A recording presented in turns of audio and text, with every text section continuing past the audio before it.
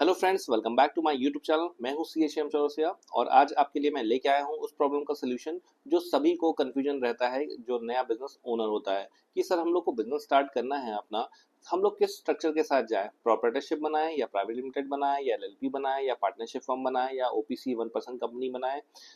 इस तरह के हमें कंफ्यूजन रहता है कि कौन सा हमारे लिए सूटेबल रहेगा, क्योंकि सबका बिजनेस अलग अलग होता है सकती है। तो आज हम लोग एक एक स्ट्रक्चर को डिटेल में समझेंगे कि कौन सा स्ट्रक्चर हमारे लिए बेस्ट रहेगा। तो आइए शुरू करते हैं स्टार्ट योर स्टार्टअप जर्नी का सीरीज 1, जिसमें हम लोग डिस्कस करते हैं पार्टनरशिप फर्म के बारे में। दोस्तों, पार्टनरशिप फर्म क्या होता है? पार्टनरशिप फर्म जो होते हैं, मिनिमम 2 या उससे ज़्यादा लोग चाहिए होते हैं पार्टनरशिप फर्म के लिए। इसके लिए एक पार्टनरशिप डीड बनती है। ये डीड बनाना ज़रूरी होता है। एक इसको हम लोग डीड में सारी कंडीशन, टर्म्स कंडीशन लिखी रहती हैं कि किसके क्या रोल्स रहेंगे, क्या सैलरी रेम्युनरेशन रहेगी, क्या इंटरेस्ट रहेगा और क्या डे टू डे वर्किंग कैसे होगी, ये सारी चीज़ें लिखी रहेगी। इसको हम एक स्टैम्प पेपर पे इसको प्रिंट निकाल लेते हैं। जनरली वो 750 रुपीज़ का, 750 रुपये का स्टैम्प होता है। इसका जो रजिस्ट्रेशन होता है वो ऑप्शनल होता है, मैंडेटरी नहीं होता है, बट रिकमेंडेड होता है। आप सिर्फ डीड बना के नोटराइज करके उसके बेसिस पे पैन अप्लाई कर दे सकते हैं और आप अपना बिजनेस स्टार्ट कर सकते हैं। लेकिन अगर आप रजिस्ट्रेशन करवाते हैं तो इसका रजिस्ट्रेशन भी आप करवा सकते हैं। फिर इसके एक चीज़ें होता है इसमें कि आपका जो ये पार्टनरशिप फर्म होती है, ये सेपरेट लीगल एंटिटी नहीं होती है। मतलब in the eyes of law आपकी आप और आपका बिजनेस दोनों सेम ही पर्सन होते हैं। मतलब डिफरेंट डिफरेंट पर्सन नहीं कंसिडर करे जाते हैं। ये कोई सेपरेट लीगल एंटिटी नहीं होती है। इसके एडवांटेज क्या होते हैं? तो सबसे पहले ये इजी टू स्टार्ट होता है। जैसे कि मैंने बताया, एक आपने 750 के स्टैम्प पेपर पे आपने डीड बनाया और उसके बेसिस पैन अप्लाई करा, फिर GST अप्लाई करा, फिर जहाँ जहाँ आपका रजिस्ट्रेशन करना है आपका, वो आप कर सकते हैं चीज़ें। ये आपका जो इजी टू स्टार्ट होता है, इसमें लेस कंप्लाइंसेस होते हैं। फिर इसमें कुछ डिसएडवांटेज भी होते हैं। डिसएडवांटेज क्या होते हैं कि अनलिमिटेड लाइबिलिटी होती है, कि आपके पर्सनल असेट जो हैं वो रिस्क पे होते हैं। जैसे कि सेपरेट लीगल एंटिटी का कॉन्सेप्ट जो मैंने बताया कि separate legal entity partnership firm नहीं होती है, और पार्टनरशिप के बीच में डिस्प्यूट का रिस्क रहता है, वो तो रहता ही है। फिर इसमें हम लोग देखते हैं टैक्सेशन क्या होता है। इसमें जो टैक्स लगता है वो 30% के रेट से टैक्स लगता है। फ्लैट 30% लगता है after meeting out all expenses. जो सारे एक्सपेंस निकालने के बाद नेट प्रॉफिट बनता है और उस पर हमारा 30% के रेट से टैक्स पड़ेगा।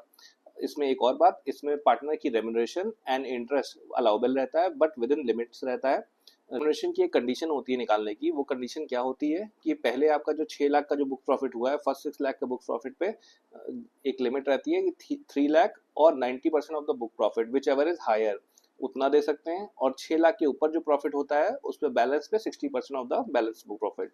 ये एक लिमिट होती है, फॉर्मूला होता है। इसके थ्रू हम लोग कैलकुलेट करते हैं कि कितनी आपकी जो रेम्युनरेशन है वो अलाउबल है, जो वर्किंग पार्टनर को आप पे कर सकते हैं। फिर होता है इंटरेस्ट। इंटरेस्ट आप कितना पे कर सकते हैं? इंटरेस्ट जो है आप 12% तक पे कर सकते हैं। उसके ऊपर जो होता है वो डिसअलाउ होता है। लेकिन दो बड़ी इंपॉर्टेंट चीज़ें हैं जो हमें याद रखनी चाहिए कि आपका रेम्युनरेशन और इंटरेस्ट तभी आपको ये अलाउ होता है जब आपकी डीड, जो पार्टनरशिप डीड है, उसमें मेंशन होना चाहिए। मेंशन है तभी आपको वो अलाउ होगा, अदरवाइज आप उसको रेम्युनरेशन या इंटरेस्ट नहीं दे सकते हैं। फिर हम लोग देखते हैं कि who should choose partnership firm. अगर आपका स्मॉल बिजनेस है, फैमिली बिजनेस है या लो रिस्क बिजनेस है, तो आपके लिए बेस्ट है पार्टनरशिप में आप जा सकते हैं।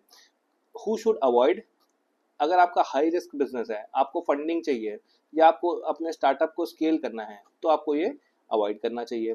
कंप्लाइंसेस इसमें हमारे लिए क्या क्या होते हैं? कंप्लाइंसेस, आपके ITR आपका फाइल मेट करना मैंडेटरी है, भले ही बिजनेस हो या ना हो। कंपनी पार्टनरशिप फर्म जो है लॉस में भी हो, तब भी आपको जो है अपना ITR फाइल करना है। आपका अगर GST में एप्लीकेबल है तो आपको GST के रिटर्न फाइल करने हैं। TDS एप्लीकेबल है तो TDS के रिटर्न फाइल करने हैं। और इसके अलावा भी आपके जो है, जो अगर कुछ और कंप्लाइंसेस में आप फॉलो करते हैं स्पेसिफिक शॉप एस्टेब्लिशमेंट या PF वाले ESI के, तो आपको वहाँ पे भी कंप्लाइंसेस करना मैंडेटरी है। फिर इसमें एक नया रूल जो आया है फाइनेंस एक्ट 2025, जो 1 अप्रैल 2026 से इफेक्टिव हुआ है। उसमें क्या है कि TDS भी आपको काटना है। पहले कंप्लाइंसेस नहीं था। पार्टनर को अब आप कुछ भी पे करते हैं तो आपको TDS इसमें काटना होगा। अगर 20,000 रुपये से आपका ऊपर का पेमेंट होता है, सैलरी, रिम्युनरेशन, बोनस, कमीशन, कुछ भी, तो आपको TDS जो है काटना है। और ये कंप्लाइंस आपके लिए बढ़ गया है। आई होप ये वीडियो आपके लिए हेल्पफुल रहा होगा और मिलते हैं नेक्स्ट, इस सीरीज़ के नेक्स्ट वीडियो में।